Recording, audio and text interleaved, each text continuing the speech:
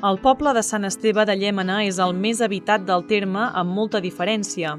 Està situat al sector meridional del municipi, a la dreta de la riera de Llémena, i acull la casa consistorial de Sant Aniol de Finestres. Sant Esteve compta, com tots els altres nuclis, amb una església parroquial, que, com és natural, està dedicada a Sant Esteve. En aquest cas, s'alça al cim d'un petit turó prop de la riera de Llémena a uns 600 metres del nucli. Aquest temple està documentat des del 1056.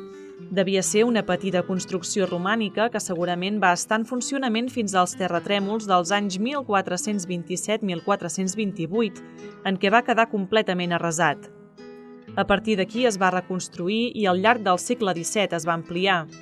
En primer lloc, a mitjan segle, s'obria el mur sud de l'edifici i posteriorment al nord, conformant un edifici de planta de creu llatina i creant el que avui són les capelles del Roser i Sant Pere. Ja al segle XVIII s'obrien dues capelles més als peus de la nau, de forma que l'edifici adquiria una planta basilical, amb una teulada a doble vessant que estava situada a un nivell inferior a l'actual. Tal com explica la llinda de l'entrada, l'any 1750 es reformà la portalada. Pel que fa al campanar, tot apunta que també va ser transformat i l'originari de cadireta va ser substituït per un altre de torre. Actualment l'església compta amb un porxo construït cap a l'any 1791. Un altre dels elements més destacats del nucli és el pont vell de l'església de Sant Esteve, una construcció inscrita dins l'Inventari del Patrimoni Arquitectònic de la Generalitat de Catalunya. Està situat a uns 600 metres del nucli de Sant Esteve, seguint el curs de la Llémena, i és una construcció que data de l'any 1885, tal com marca la inscripció en una pedra que hi ha al marge dret del pont, 1885, fet per subscripció del rector i els veïns de Sant Esteve.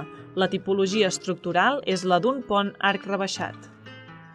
A principis d'aquest segle es va restaurar per restituir-hi les baranes originals del pont, que eren formades per la prolongació vertical dels mateixos paraments laterals que formen els timpans i que es recolzen en les voreres de l'arc. Dins la demarcació parroquial de Sant Esteve també cal destacar la capella romànica dedicada a Sant Cebrià, a l'oest del nucli. Està situada damunt un pujolet des d'on es domina Sant Esteve de Llémena i quasi tota la vall. Es tracta d'un temple d'una sola nau i absis semicircular al costat de llevant amb un campanar d'espadanya de doble obertura.